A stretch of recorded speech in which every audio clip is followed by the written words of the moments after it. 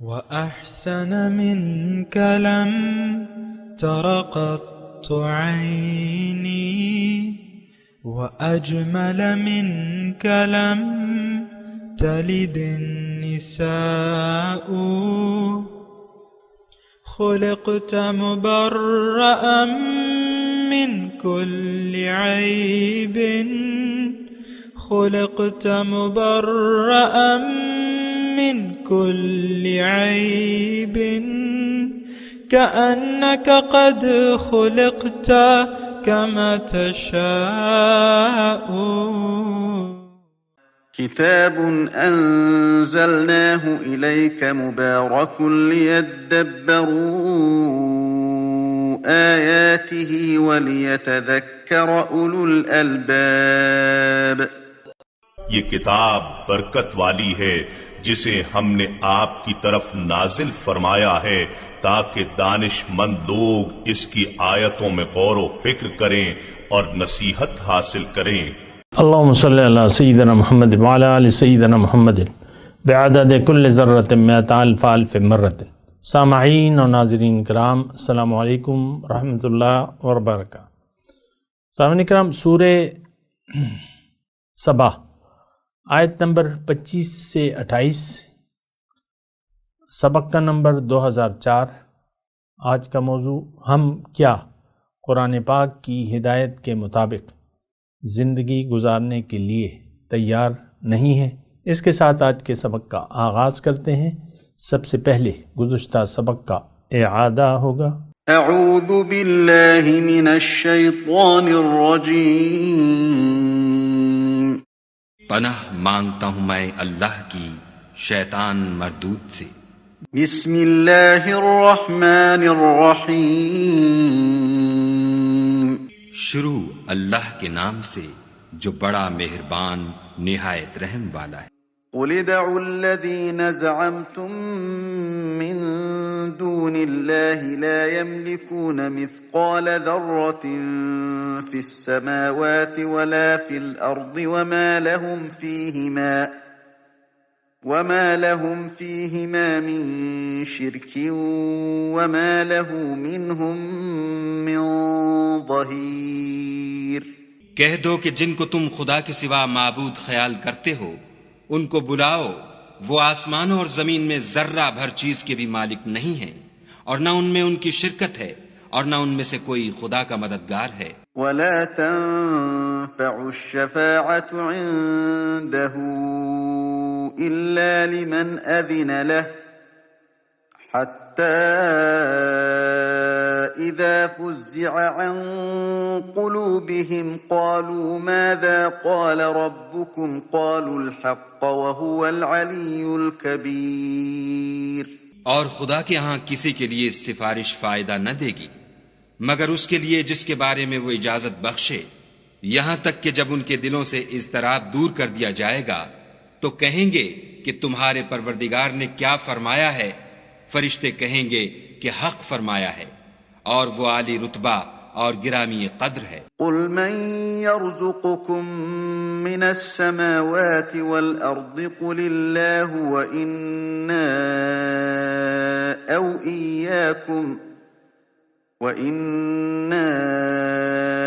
أو إياكم لعلى هدى أو في ضلال مبين. پوچھو کہ تم کو آسمانوں اور زمین سے کون رزق دیتا ہے؟ کہو کہ خدا، اور ہم یا تم یا تو سیدھے رستے پر ہیں یا صریح گمراہی میں. سامعین کرام، سورہ سبا آیت نمبر 25. قل لا تسألون عما اجرمنا، ان سے کہو کہ تم سے باس پرس نہ ہوگی جو قصور ہم نے کیا ہو. ولا نسأل عما تعملون، اور جو کچھ تم کر رہے ہو اس کی کوئی جواب طلبی ہم سے نہیں کی جائے گی. قل یجمع بیننا ربنا ثم یفتح بیننا بالحق وهو الفتاح العلیم. آپ ان سے کہیں ہمارا رب ہم کو جمع کرے گا، پھر ہمارے درمیان ٹھیک ٹھیک فیصلہ کر دے گا، اور وہ ایسا زبردست حاکم ہے جو سب کچھ جانتا ہے.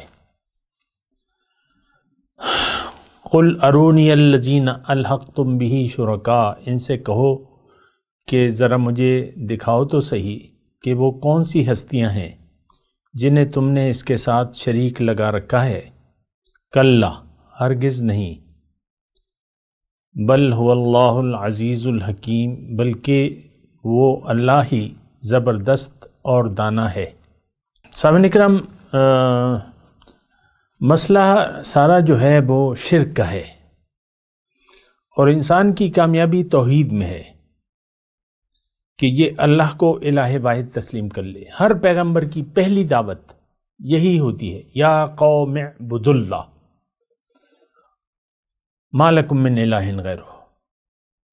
تو یہ شرط اولین ہے کہ اللہ ہی کے سامنے سر جھکایا جائے۔ دیکھیں، میں آپ کو اللہ کی عطا سے بنیادی بات بتا رہا ہوں۔ کامیابی کے لیے، انسان کی کامیابی کے لیے شرط اولین یہ ہے کہ یہ سب سے پہلے اپنے آپ کو پہچان لے، پھر اپنی منزل کو پہچان لے، پھر اللہ کو منزل بنا لے، آخرت کو دنیا پر ترجیح دے، اور زندگی اللہ کی ملاقات کی تمنا میں گزارے۔ فمن کان یرجو لقاء ربہ فلیعمل عملا صالحا ولا یشرک بعبادت ربہ احدا۔ پس جس کی امید ہو اپنے رب سے ملاقات کی، اس کو کرنا کیا چاہیے؟ اس کو عمل صالح کرنا چاہیے، اور اپنے رب کی بندگی میں کسی کو بھی شریک نہیں کرنا چاہیے۔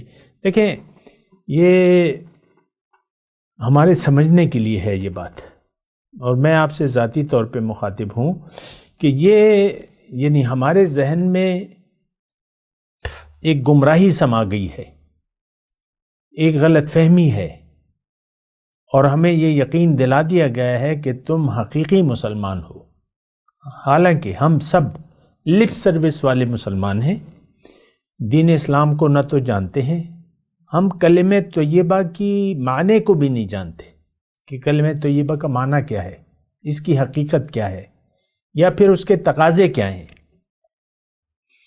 اور دیکھیں، میں آپ سے عام بات کر رہا ہوں، عام، بالکل عوام کے لیے، کہ ہماری منزل دنیا ہے، ہماری ترجیح بھی دنیا ہے، ہم سب اپنے ذاتی مفادات کے تحت زندگی گزار رہے ہیں، اللہ کے لیے کوئی نہیں جی رہا۔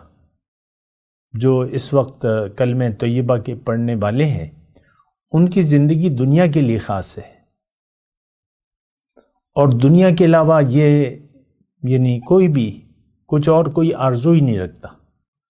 فَأَعْرِضْ عَمَّنْ تَوَلَّىٰ عَنْ ذِكْرِنَا وَلَمْ يُرِدْ إِلَّا الْحَيَاةَ الدُّنْيَا۔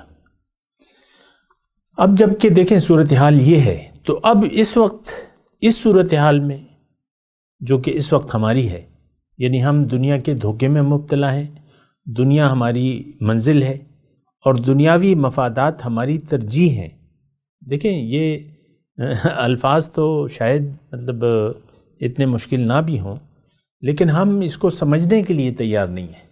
عام طور پہ دیکھیں، میری باتیں جو ہیں لوگ نہیں سنتے، کیونکہ میں خالص قرآن کی بات کر رہا ہوں، قصے کہانیاں نہیں ہیں، فرقواریت نہیں ہے، تو لوگوں کو اس میں مزہ نہیں آتا، اور میں خالص اللہ کی طرف دعوت دے رہا ہوں، پھر لوگوں کو اس میں مزہ نہیں آتا، چس نہیں آتا نا، چس نہیں آتا، قصے کہانیاں نہیں ہیں، اور زور خطابت میں اپنا نہیں دکھا رہا، اور منہ سے میرے بات کرتے ہوئے تھوک نہیں نکلتا، اور وہ جوشیلا میں نہیں ہوں۔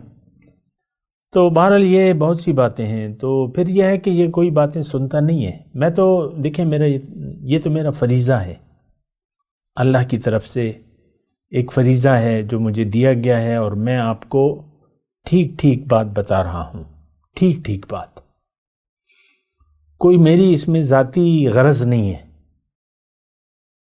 یہ آپ کو پتہ ہونا چاہیے۔ تو جب غرض نہیں ہے تو میں تو بات کر رہا ہوں وہی جو قرآن میں ہے، اور اصل بات تو یہ ہے کہ توحید، ہمارے تمام مسائل کا حل جو ہے وہ اللہ کی، خالص اللہ کی بندگی میں ہے، اور ہم لوگ بندگی کے مفہوم سے آگاہ بھی نہیں ہیں۔ یعنی جن لوگوں سے میں مخاطب ہوں وہ بندگی انہوں نے تو محدود کر دی ہے. خاتون خانہ ہوگی اور خاوند سے ناراض ہوگی کسی وجہ سے، اور وہ حافظہ ہے، بس قرآن کی تلاوت کر رہی ہے اور شوہر کو گھاس نہیں ڈال لی، سیدھے منہ بات بھی نہیں کر رہی، اور بات کرتی ہے تو منہ سے پھول جھڑتے ہیں، یعنی تیز و تند و تیز لہجے میں، اور بس سیدھے منہ بات نہیں کرتی. یا اسی طرح اس کا شوہر ہے. یہ میں یعنی لو لیول پہ آپ کو بتا رہا ہوں کہ ہم دین کو دین تو دیکھیں اصل میں تو وہ اخلاق کا نام ہے. دین قرآن ہمیں اخلاق بتاتا ہے زندگی گزارنے کا، یہ کرو، یہ نہ کرو، یہ ایسا کرو، ایسا نہ کرو.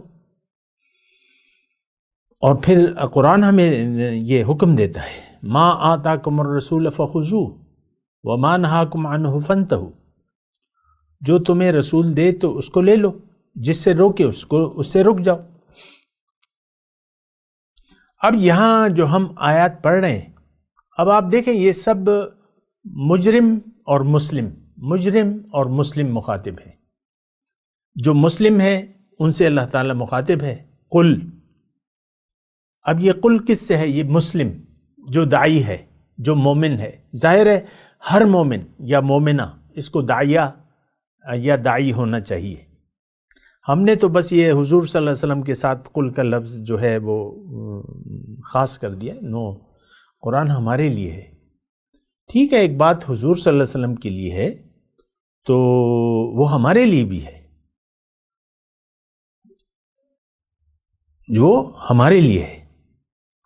تو مثال کے طور پہ موسیٰ علیہ السلام کو اللہ تعالیٰ فرما رہے وَأَقِمِ الصَّلَاةَ لِلذِّكْرِ،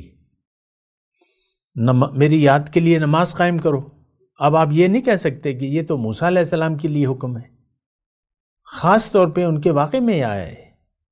موسیٰ علیہ السلام کے سے خطاب میں اللہ تعالیٰ نے یہ الفاظ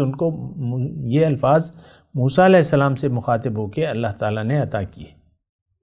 وَأَقِمِ الصَّلَاةَ لِلذِّكْرِ، یہ میں آپ کو بات بتا رہا ہوں نا، مطلب یہ ہم قرآن کو تو دیکھیں سوچتے اور سمجھتے تو نہیں ہیں، بس ایسی گزر جاتے ہیں، اس سے گزر جاتے. اب قل یہاں آ رہا ہے، یعنی آپ دیکھ لیں آیت نمبر 22 سے قل شروع ہوا ہے. قل، پھر آیت نمبر 24 میں پھر قل ہے، پھر 25 میں پھر قل ہے، پھر 26 میں پھر قل ہے، پھر 27 میں پھر قل ہے، تو پھر 30 نمبر میں پھر قل ہے. تو ہم کہتے ہیں کہ یہ تو حضور مخاطب ہے اور یہ مکے کے مشرکوں سے خطاب ہے. ٹھیک ہے، آپ کون ہیں؟ آپ کہاں پر کھڑے ہیں؟ آپ کی کیا نظریہ ہے؟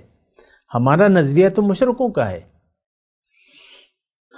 وہ تو غیر اللہ کی بات ماننے کے لیے تیار نہیں تھے.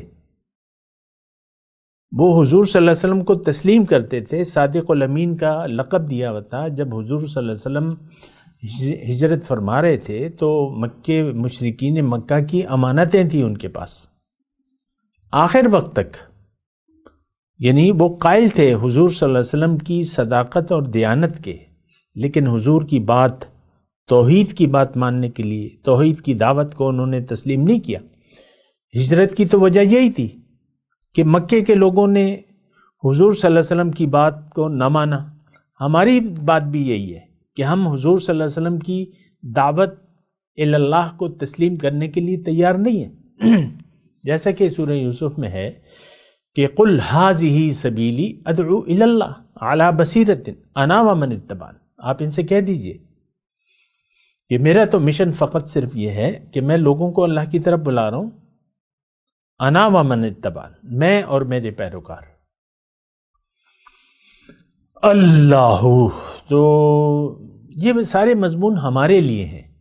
اس کو اگر آپ اپنے لیے دیکھیں، آپ کو فائدہ اس وقت ہوگا کہ قرآن کو آپ یعنی قرآن کے ترازو میں اپنے آپ کو تولیں. آپ یہ سب آیات جو ہیں یہ پھر آپ کو یعنی آپ اس میں اپنی تصویر دیکھ لیں.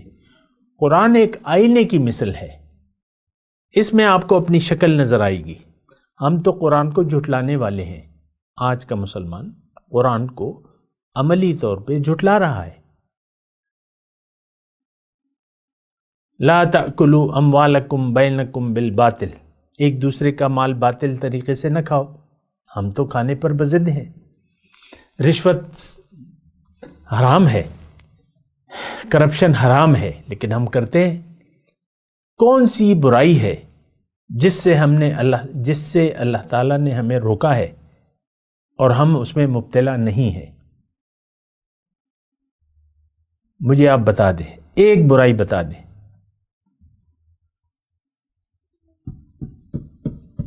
سوچیں، آپ اپنے آپ کو تولیں، اس قرآن کے آئینے میں اپنی تصویر دیکھیں. میں تو آپ سے یہی کہہ رہا ہوں. اچھا، اب میں اپنے مضمون کی طرف آتا ہوں جو آیت نمبر 25 ہم نے پڑھی ہے. قُلْ لَا تُسْأَلُونَ عَمَّا أَجْرَمْنَا، کہ ہم جو کچھ کر رہے ہیں تم سے نہیں پوچھا جائے گا، اور جو تم کر رہے ہو اس کے متعلق ہم سے نہیں پوچھا جائے گا. اس کا مطلب کیا ہے؟ اس کا مطلب یہی ہے کہ ہر انسان اپنے کیے ہوئے کی سزا یا جزا پائے گا. اللہ تعالیٰ نے دوسری جگہ قرآن میں فرمایا ہے کل نفس بما کسبت رہین، ہر ایک جو کچھ کر رہا ہے اس میں وہ یعنی اسی کا پھل پائے گا، اچھا یا برا. کل نفس بما کسبت رہین، یعنی اسی میں وہ گرفتار رہے گا، انہی حالات میں، اچھے یا برے وہ ایک الگ مسئلہ ہے. اس میں دوسرا یعنی نقطہ سمجھنے کا یہ ہے کہ داعی کے ذمے دعوت دینا ہے اور طریقہ بتانا ہے. اللہ کی بندگی کا، اللہ کی طرف دعوت دینا ہے اور بندگی کا طریقہ بتانا ہے. اب اگر کوئی داعی کی بات کو مان کر اس پر عمل نہ کرے تو اس کے عمل نہ کرنے کے بابت داعی سے سوال نہیں کیا جائے گا. اب داعی جو کچھ کر رہا ہے، یعنی وہ یہی مضمون جو ہے وَلَا تَزِرُ وَازِرَةٌ وِزْرَ أُخْرَى میں ہے کہ کوئی بھی کسی دوسرے کا بوجھ نہیں اٹھائے گا. ہر ایک شخص کو اپنا بوجھ اٹھانا ہوگا، اور ہم تو اس کیفیت سے یعنی اس یقین سے بے نیاز ہو کر زندگی گزار رہے ہیں. دیکھیں، ہم اپنے اوپر بہت بڑا بوجھ لاد رہے ہیں. ترک قرآن کا ایک بوجھ ہے جس کو ہم نے اپنے کندھوں پر اٹھایا ہوا ہے. ترک سنت یعنی رسول صلی اللہ علیہ وسلم کی اتباع کو ہم نے نظر انداز کر دیا. اس کا ایک بوجھ ہے. لوگوں کو یعنی خود بھی حق کی دعوت کو ہم نہیں قبول کر رہے. اس کا ایک بوجھ ہے جو ہمارے سر پر ہے. دیکھیں، مجرم سزا کیوں پاتا ہے؟ اس کے جرم کی وجہ سے. یعنی عام دنیا کی عدالتوں میں مجرم کو جب سزا ملتی ہے تو جو بھی سزا ہوتی ہے تو وہ اس کے کرتوت کی وجہ سے ہوتی ہے، جرم ثابت ہو جاتا ہے. ترک قرآن کے ہم مجرم ہیں، ہم اللہ کے مجرم ہیں، اللہ کے دین کے مجرم ہیں. نہ خود قبول کر رہے ہیں اور نہ لوگوں کے سامنے اس کا ایک نمونہ پیش کر رہے ہیں، نہ حضور صلی اللہ علیہ وسلم کے نقش قدم پر ہم چل رہے ہیں. وَكَذَلِكَ جَعَلْنَاكُمْ أُمَّةً وَسَطًا لِتَكُونُوا شُهَدَاءَ عَلَى النَّاسِ. اللہ تعالیٰ نے یہ ذمہ داری دی ہے ہمیں. ہم حاملین قرآن ہیں. تمہیں میں نے جو آیت میں نے پڑھی اس کا ترجمہ کیا ہے؟ تمہیں میں نے ایک درمیانی امت بنایا ہے تاکہ تم لوگوں کے سامنے ایک نمونہ پیش کرو. یہ ذمہ داری ہے تمہاری، اور تمہارے لیے رسول کی ذات نمونہ ہے. ہم کون سا نمونہ پیش کر رہے ہیں؟ اسلام سے لوگ متنفر ہیں. آج جو بھی وجوہات ہیں یہ ہمارے کرتوت ہیں، ہمارے اعمال ایسے ہیں کہ اسلام کی طرف کوئی راغب نہیں ہو رہا. ہم برا نمونہ پیش کر رہے ہیں،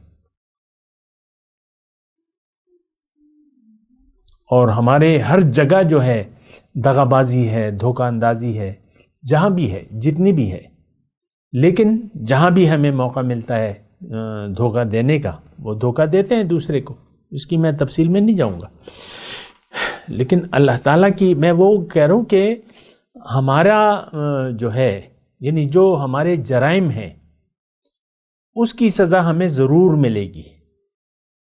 آج 8 ارب آبادی لگا لیں، 8 ارب آباد اس دنیا میں رہ رہے ہیں، زندہ ہیں، ان کو اللہ تعالیٰ نے کیوں بنایا ہے؟ کہ یہ اللہ کی طرف رجوع کریں، توبہ کریں، اللہ کے دین کو قبول کریں اور دین کے مطابق زندگی گزاریں۔ اب جو رسول کی ڈیوٹی تھی لوگوں کو اللہ کی طرف دعوت دینا، مجھے آپ بتائیں کہ آج یہ ڈیوٹی حضور صلی اللہ علیہ وسلم کی ڈیوٹی کون پوری کر رہا ہے؟ ظاہر ہے کوئی بھی نہیں پوری کر رہا۔ غیر مسلموں کو اسلام کی دعوت کون دے رہا ہے؟ کس نے ایک نمونہ پیش کیا ہے؟ کوئی ایسا ایک ملک مجھے بتا دیں جہاں پر مومن رہتے ہوں اور قرآن کی حکومت ہو۔ درجنوں ممالک ہیں اسلامی برائے نام، لیکن ہم تو ڈکٹیٹر بنے ہوئے ہیں۔ سعودی عرب میں ڈکٹیٹرشپ ہے، وہاں کیا اسلام کے مطابق حکومت ہے؟ وہاں کون مشورہ لیتا ہے؟ وَأَمْرُهُمْ شُورَى بَيْنَهُمْ، وہاں تو ڈکٹیٹرشپ ہے۔ میں ویسی ایک بات کہہ رہا ہوں، یعنی اس سعودی جو ہے وہاں ہمارے مقامات مقدسہ ہیں، لیکن بعد سعودیوں کی بادشاہی ہے، اللہ کی بادشاہی نہیں ہے، اور وہ اپنی مرضی سے کام کر رہے ہیں۔ امریکہ کو اڈے دیے ہوئے انہوں نے، اور اپنے یمنی مسلمان بھائیوں پہ بم برسا رہے ہیں، اور یہودیوں کے ساتھ دوستی۔ آج یعنی مارچ 1 تاریخ ہے، مارچ کی 2022، آج کی تاریخ کی میں بات کر رہا ہوں۔ یہودیوں سے دوستیاں لگائی ہوئی ہیں۔ یمن جو ہمارا مسلمان برادر ملک ہے، وہاں ایک دوسرے سے وہ لوگ لڑ رہے ہیں۔ میں کسی کی طرفداری نہیں کر رہا، دونوں مسلمان آپس میں مشتگیری بیاں ہیں۔ وہ یمنی جو ہمارے بھائی ہیں وہ سعودی عرب پہ میزائل برسا رہے ہیں، کبھی کس پر برسا رہے ہیں، کبھی کس پر برسا رہے ہیں، سارے مسلمان آپس میں لڑ رہے ہیں۔ تو بہرحال میں صرف یہ کہہ رہا ہوں کہ ہم نے اپنی ذمہ داریوں کو نظر انداز کر دیا ہے، لیکن فیصلہ ہوگا جب ہم جمع ہوں گے۔ قُلْ يَجْمَعُ بَيْنَنَا رَبُّنَا ثُمَّ يَفْتَحُ بَيْنَنَا بِالْحَقِّ، اللہ کو کوئی پرواہ نہیں ہے ہم جو کچھ بھی کر رہے ہیں۔ قُلْ مَا يَعْبَأُ بِكُمْ رَبِّي لَوْلَا دُعَاؤُكُمْ فَقَدْ كَذَّبْتُمْ فَسَوْفَ يَكُونُ لِزَامًا، آپ ان سے کہہ دیجئے، ان مسلمانوں سے، نام نہاد مسلمان، کہ اللہ تعالیٰ تم اگر اللہ کو نہ پکارو تو اللہ تمہاری کوئی پرواہ نہیں کرے گا۔ تم نے جھٹلا دیا، اب اس کے نتائج تمہیں بھگتنا ہوں گے، اور آج ہم بھگت رہے ہیں اپنی بغاوت کے، قرآن سے، اللہ کے دین سے بغاوت کے نتائج ہمارے، ہم اس کا شکار ہیں۔ دیکھیں ہمارے دل پتھر ہو گئے، دلوں پر زنگ چڑھ گیا ہے، ہماری عقل الٹی ہو گئی ہے۔ آج قرآن کو تو ہم کتاب رحمت نہیں، کتاب زحمت سمجھتے ہیں، معاذ اللہ۔ قرآن آج اسلام کا نفاذ نہیں چاہتے، قرآن کی حکومت ہم نہیں چاہتے۔ یہ تو وہ بات معلوم ہونی چاہیے آپ کو۔ یہ میڈیا آسمان سر پہ اٹھا لے گا اگر قرآن کی یعنی بات آئے، کبھی بھی آئے تو یہ میڈیا آسمان سر پہ اٹھا لے گا۔ یہ میڈیا، یہ کھاتے پیتے لوگ یہ نہیں برداشت کر سکتے، یہ فوج ہماری یہ بھی نہیں برداشت کرے گی قرآن کی حکومت۔ ہم سب ایسے ہیں، یہ دیکھیں کوئی خاص گروہ نہیں ہے، ہم سب اللہ کے مجرم ہیں، اور ہم اسلام قبول کرنے کے لیے حقیقی معنوں میں تیار ہی نہیں ہے۔ یہ کسی خاص گروہ پہ میں وہ نہیں کر رہا، کسی خاص گروہ کو پوائنٹ آؤٹ نہیں کر رہا، ہم سب اللہ کے مجرم ہیں۔ لیکن فیصلہ ہوگا، فیصلہ آج بھی ہو چکا ہے کہ یہ مسلمان ذلت اور خواری میں پڑا رہے گا جب تک یہ اپنی حالت نہ بدلے۔ تو پھر اللہ تعالیٰ فرما رہے وما ارسلناک الا کافۃ للناس بشیرا ونذیرا، اے نبی میں نے تو آپ کو تمام لوگوں کے لیے بھجوایا ہے بشیر و نذیر بنا کر، لیکن اکثر لوگ تو جانتے نہیں ہیں۔ دیکھیں یہ بہت اہم آیت ہے، حضور صلی اللہ علیہ وسلم تمام انسانیت کے لیے ہے۔ دو حیثیتیں ہیں، یا تو ہمارے لیے خوشخبری ہے اور نہیں تو پھر عذاب کی وعید ہے۔ دعوت کیا ہے؟ توبوا الی اللہ توبۃ نصوحا، اللہ کی بندگی اختیار کر لو، توبہ کر لو، اللہ کی بندگی اختیار کر لو، اللہ کے حکم کے سامنے سر جھکا دو، یہ دعوت ہے۔ اللہ کو منزل بنا لو اور آخرت کو ترجیح دو دنیا پر، یہ حضور کی دعوت ہے۔ اور اللہ کے دین کو غالب کرنے کے لیے کوشش کرو۔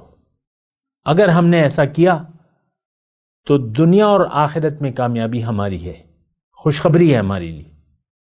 لیکن اگر ہم نے ایسا نہ کیا، اور ہم تو دیکھیں ہم تو اس وقت اللہ کے عذاب کے مستحق ہیں، اللہ کے رسول کی دعوت کو عملی طور پہ ہم نے جھٹلا دیا ہے، برائے نام ہے مسلمان، بس ہم اللہ کے بندے نہیں ہیں، ہم نفس و ہوا اور نفس و شیطان کے بندے ہیں، ہم منچاہی زندگی گزار رہے ہیں، ہم نے دنیا کو حقیقت سمجھ لیا ہے، ہماری زندگی دنیا کے مفادات کے تحت ہم گزار رہے ہیں، آخرت پر ہمارا یقین نہیں ہے، ہم اپنی حقیقت سے انکاری ہیں، نہیں جانتے، جاننا بھی نہیں چاہتے اپنی حقیقت سے، ہم دنیا کے لیے زندگی گزار رہے ہیں۔ تو ہر وہ شخص جس نے آخرت کو جھٹلا دیا اور اللہ کی توحید سے انکار کر دیا، یہ کون؟ یہ آج کا مسلمان، یہ باغی ہے، اللہ کے حکم کی سامنے سر جھکانے کے لیے تیار نہیں ہے۔ ہم مذہب وہ جو ہم اس کی تشریح کریں۔ آپ دیکھ لیں ہر ایک ہم میں سے اپنے اپنے طور پہ مذہب کی ہم تشریح کرتے ہیں، اپنی اپنی۔ اصل میں تو دیکھیں 100 باتوں کی ایک بات، دین کو ہم جانتے تک نہیں ہیں، نہ جاننا چاہتے ہیں، بس مجھے مت سناؤ، یعنی ہمارا رویہ یہ ہے، ہمیں مت سمجھاؤ، ہم سمجھے ہوئے ہیں، ہم سمجھدار ہیں۔ اور ہر شخص اپنی اپنی دین کی تشریح کر رہا ہے، دین کو تو ہم نہ جانتے ہیں نہ جاننا چاہتے ہیں۔ تو اس صورت میں جب آپ پیغمبر کی بات سننے کے لیے تیار نہیں ہیں اور ماننے کے لیے تیار نہیں ہیں اور آخرت کو دنیا پر ترجیح دینے کے لیے تیار نہیں ہیں، تو اب آپ کے لیے پیغمبر عذاب کی یعنی عذاب جو ہے، عذاب کی خبر، یعنی عذاب سے آپ کو ڈرا رہا ہے۔ یا عباد فتقون، اے لوگو مجھ سے ڈرو، میری نافرمانی سے بچو۔ تو بشیرم و نذیرن، دیکھیں یہ بڑی اہم آیت ہے۔ کافۃ للناس، میں اور آپ ہیں اس میں کہ نہیں ہے؟ اللہ کے رسول میرے لیے، آپ کے لیے، ہم دونوں کے لیے ہیں۔ اب ہم نے جو رویہ اختیار کر لیا ہے اس میں ہمارے لیے کوئی خوشخبری نہیں ہے۔ ہاں ایسے لوگ، ایسے دین کو بتانے والے لوگ موجود ہیں جو آپ کو نیند کی گولیاں دے رہے ہیں، فکر مت کرو، تم نے کلمہ پڑھا ہوا ہے، تم جنتی ہو اور جنت تمہاری ہے۔ ایسی کوئی بات نہیں ہے، جنت متقین کے لیے ہے، قرآن میں لکھا ہوا ہے اعدت للمتقین۔ آپ تو تقوی کو جانتے بھی نہیں ہیں، تقوی کا مطلب بھی نہیں جانتے، اور تقوی یہ تو ناممکن ہے۔ مجھے لوگ کہتے ہیں بھئی یہ چیز تو بڑی مشکل ہے، یہ تو نہیں ہو سکتا۔ بہرحال میں تلاوت کرتا ہوں، میرے ساتھ دہرائیے، اعوذ باللہ من الشیطان الرجیم۔ بسم اللہ الرحمن الرحیم قل لا تسألون عما اجرمنا ولا نسأل عما تعملون قل یجمع بیننا ربنا ثم یفتح بیننا بالحق وهو الفتاح العلیم قل ارونی الذین الحقتم به شرکاء کلا بل هو اللہ العزیز الحکیم وما ارسلناک الا کافۃ للناس بشیرا ونذیرا ولکن اکثر الناس لا يعلمون۔ اب ان آیت کی تلاوت اور ترجمہ۔ اعوذ باللہ من الشیطان الرجیم۔ پناہ مانگتا ہوں میں اللہ کی شیطان مردود سے۔ بسم اللہ الرحمن الرحیم۔ شروع اللہ کے نام سے جو بڑا مہربان نہایت رحم والا ہے۔ قل لا تسألون عما أجرمنا ولا نسأل عما تعملون۔ کہہ دو کہ نہ ہمارے گناہوں کی تم سے پرسش ہوگی اور نہ تمہارے اعمال کی ہم سے پرسش ہوگی۔ قل يجمع بيننا ربنا ثم يفتح بيننا بالحق وهو الفتاح العليم۔ کہہ دو کہ ہمارا پروردگار ہم کو جمع کرے گا، پھر ہمارے درمیان انصاف کے ساتھ فیصلہ کر دے گا، اور وہ خوب فیصلہ کرنے والا اور صاحب علم ہے۔ قل اروني الذين الحقتم به شركاء كلا بل هو الله العزيز الحكيم۔ کہو کہ مجھے وہ لوگ تو دکھاؤ جن کو تم نے شریک خدا بنا کر اس کے ساتھ ملا رکھا ہے، کوئی نہیں بلکہ وہی اکیلا خدا غالب اور حکمت والا ہے۔ وما أرسلناك إلا كافة للناس بشيرا ونذيرا ولكن أكثر الناس لا يعلمون۔ اور اے محمد صلی اللہ علیہ وآلہ وسلم، ہم نے تم کو تمام لوگوں کے لیے خوشخبری سنانے والا اور ڈرانے والا بنا کر بھیجا ہے، لیکن اکثر لوگ نہیں جانتے۔ اس کے ساتھ ہی آج کے درس کا وقت اختتام کو پہنچا۔ اگلے درس میں انشاءاللہ ملاقات ہوگی۔ وآخر دعوانا ان الحمدللہ رب العالمین، والسلام علیکم ورحمۃ اللہ وبرکاتہ۔ مولاي صل وسلم دائما ابدا على حبيبك خير الخلق كلهم۔